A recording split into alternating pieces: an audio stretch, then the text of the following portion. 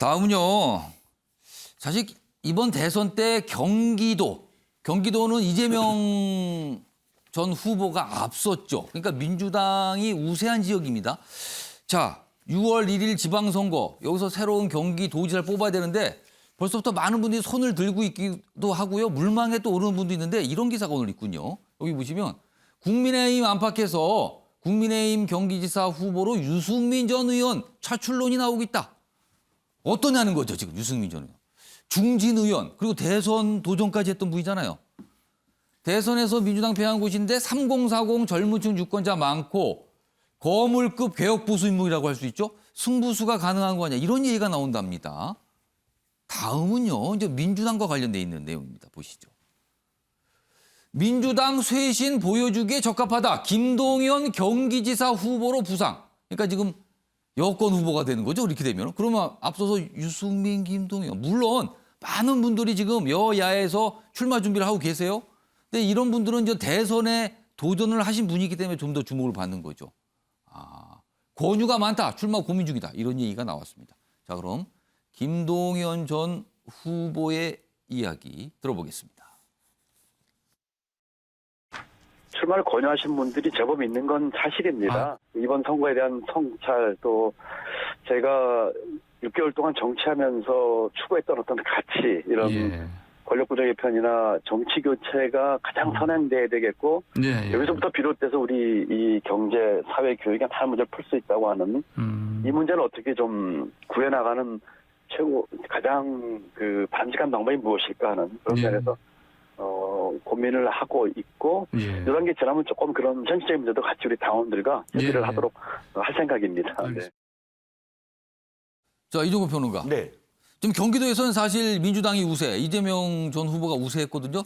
여기에 유승민 전 의원이 국민의힘 후보로 도전을 한다면 경쟁력으로 좀 어떻게 보십니까? 일단 경기도지사 후보는 전국적 인지도가 있는 분을 후보로 내세워요. 거의 당에서. 왜냐하면 경기도 물론 토박이 분들도 많지만 경기도라는 것이 이 수도권 일대이기 때문에 유입 인구들이 많습니다. 그렇죠. 다른 곳에서 오신 분도 많죠. 그렇죠. 출향민들도 많고 하다 보니까 대개는 굉장히 인구도 많고 그래서 임창열, 김문수, 남경필, 손학규 전임 이 도지사들을 보면 굉장히 유명한 유력 대선 후보들에 오를 만큼 전국적 인지도를 갖고 있는 분들이에요. 그래서 저는 유승민 경기지사 차출론이 그래서 나오고 있다. 왜냐하면 일단 지금 후보로 국민의힘에서 거론되는 분들이 그렇게 전국적으로 인지도가 있는 분들은 없는 것 같아요. 현재까지는. 그래서 유승민 후보 같은 경우 일단 두 가지 다 만족이 된다. 하나는 그런 신도시를 중심으로 해서 30, 40대 유권자들에게 비록 뭐 보수 정당이지만 굉장히 개혁적인 사람이다라고 보여질 수가 있고, 또 국민의힘이 사실 경기도는 이재명 지사가 굉장히 선전해서 그렇지 전통적으로 계속 이 보수당에서 지사가 나왔거든요. 그래서 전통적인 어떤 지지자들을 또 회복하는 어떤 과거에는 보수 정당 지사가 많았다. 최근에는 좀 사실 민주당 쪽으로 많이 왔는데. 김문수, 남경필 이렇게 쭉 그러네요. 보면 보수당이 더 많았죠. 근데 김동연 후보 말씀을 좀 드리면 이 문제는 아마도 이 국민의힘에서 누가 나오느냐에 따라서 좀 달라질 것 같아요. 지금 제가 알기에는 민주당 쪽에서는 경기도지사에 굉장히 많은 분들이 좀 여기 보시면 안민석, 조정식 의원 그리고 염태영 전 수원시장 등등등이 지금 의사표현을 하고 있거든요. 그렇죠. 안민석, 조정식 의원은 지금 지구당 위원장도 다 지금 반납을 했어요. 나오겠다고 아예 의사표했습니다. 그러니까 이 기존의 어떤 민주당 입장에서는 아니 불로온돌 아니냐. 지금 지역에 얼만큼 내가 힘을 썼는데 이렇게 이야기할 수 있는 부분이 있겠네요. 있고요. 그래서 아마도 이쪽 왜 대항마 뭐 이런 개념으로 얘기한다면 유승민 의원이 될지 아닐지에 따라서 아마도 민주당도 결정이 될 것 같습니다. 김지욱 교수님, 궁금한 것이요. 김동연 전 후보가 그럼 만약에 경기도지사 후보로 출마한다면 이게 어떻게 되는 겁니까? 이게 지금 새로운 물결 대표를 맡고 있잖아요. 그럼 새로운 물결 후보입니까? 아니면 민주당과 어떻게 뭐 합당을 해서 민주당 후보로 나온다는 겁니까? 이게 아직은 모르겠는데 이게 어떻게 좀 봐야 됩니까? 입당하셔야죠. 입당을 해서 만약에 출마한다면 입당을 해서 나와야 된다. 왜냐하면 전 좋은 분이라 생각이 드는 게 뭐 경제 전문가이기도 하고 좀 더 실용적인 이미지도 가지고 있고 또 흑수저의 개선에서 용인한 분이기 때문에 상당히 중요한 대한민국 인재 중에 한 분이십니다.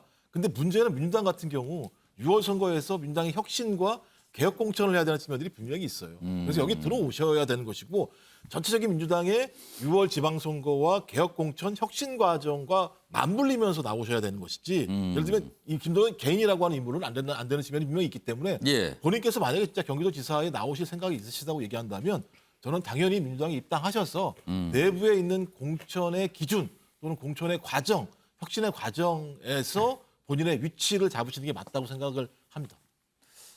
일단 김동연 전 후보는 출마 의사가 있음을 살짝 시사한 상태고요. 유승민 전 의원은 아직까지 어떤 입장이나 반응은 없습니다. 공식적으로 나온 건 없어요. 근데 당에서 나온다는 거지 얘기가요. 자, 다음은요. 경제 분야로 좀 가보겠습니다. 전기요금 얘기입니다. 한전 사상 최대 적자가 눈앞인데 전기요금 묶을 수 있을까? 동결할 수 있을까? 이게 왜 그런가 하면요. 지금 한전이 적자가 계속 쌓이고 있는데 올해 2분기부터는 약간 전기값 인상을 예고한 상황에서 1분기 동안 뭐 적자가 많이 났다고 그래요, 굉장히. 근데 윤석열 당선인은 전기요금 동결을 공약했거든요.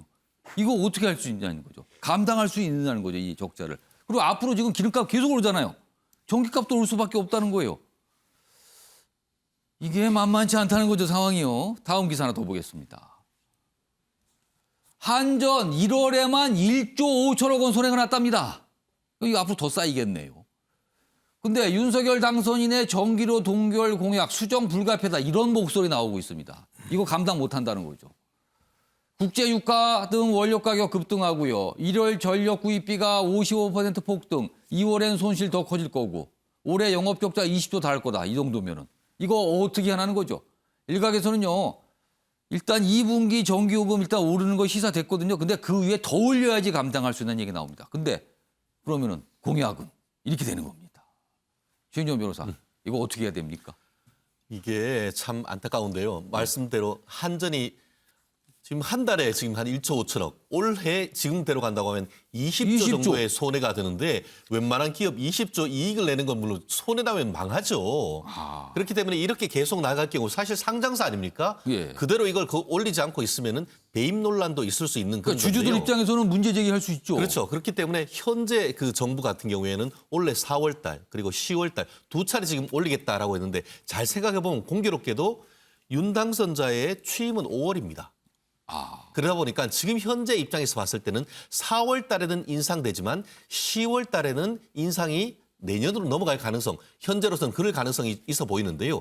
어쨌든 지금 그 사기업이고 예. 국민기업인 상태에서 이게 물론 국민의 부담을 줄인다는 취지는 이해하겠습니다만 기업의 운영이라는 입장에서 봤을 때는 적어도 다가오는 4월 달에 이번은 문재인 정부에서의 어떤 전기료 인상은 불가피한 것이 아닌가. 다만 다가오는 10월에 있어서의 어떤 전기료 인상 같은 경우에는 아마 조금 내년으로 넘기는 식으로 해서 어떤 초기에 어떤 그 공약을 지키려고 하는 의지도 보일 가능성은 여전히 남아 있는 것 같습니다. 한전은 공기업이죠. 사기업이 네. 아니고. 그리고 윤석열 당선인 공약은 아예 이제 올리지 말라. 근데 지금 한전은 올려야 된다고 얘기하는 거잖아요. 윤화 교수님, 이거 어떻게 해야 됩니까? 공약을 정할 때 좀 예. 더 면밀하게 선신성 공약만 정하지 말고 실현 가능한 공약을 정해야 되는 거죠.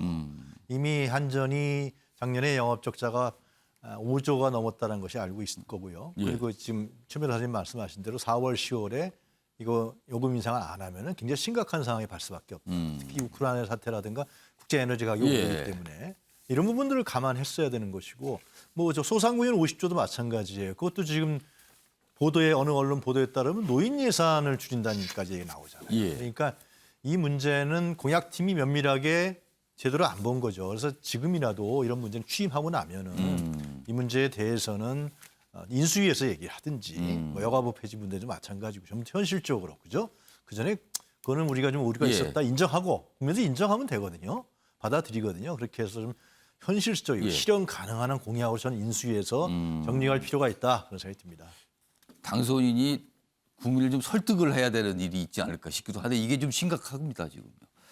다음은요. 우크라이나 그리고 러시아 얘기 좀 해보겠습니다. 사진 하나 준비했는데요. 보시죠. 여기 보시면 이게 러시아 방송 중인데요. 여기 앵커가 앉아있는데 갑자기 어떤 분이 스튜디오에 들어와서 노워를 외칩니다.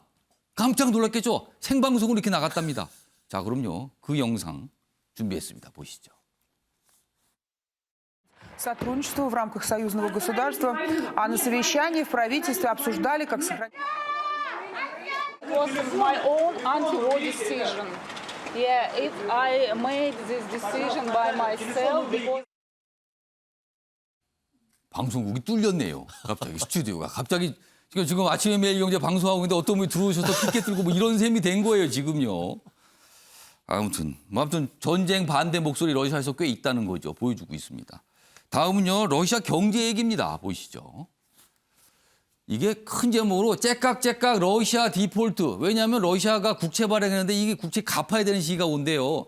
일단 16일 날 1억 달러 이상 갚아야 되고요. 21일에도 있고요. 줄줄이 대기하고 있습니다. 이거 갚아야 되는데 러시아가 사실 달러 보유 많이 하고 있거든요. 근데 상당 부분을 외국에다가 보관을 하고 있답니다. 뺄 수가 없어요. 제재 때문에.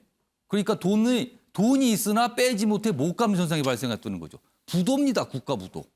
자, 여기 보면 서방 금융 제재로 빚 갚기가 어려워졌다는 거예요. 러시아 디폴트 땐 신흥국, 시장 타격, 그리고 금융위기까지 발생할 수 있다는 거죠. 이게 한 곳이 터지면 뚝이 무너지게 되는 셈이죠. 그래서 지금 초긴장 상태다. 각국의 경제자들이. 이런 내용입니다. 근데 일각에서는요. 예상보다 크지 않을 수 있다는 전망도 있는데 좀 지켜봐야겠습니다. 자, 아침의 매일경제 오늘은 여기서 마무리하겠습니다. 시청해 주신 여러분 고맙습니다.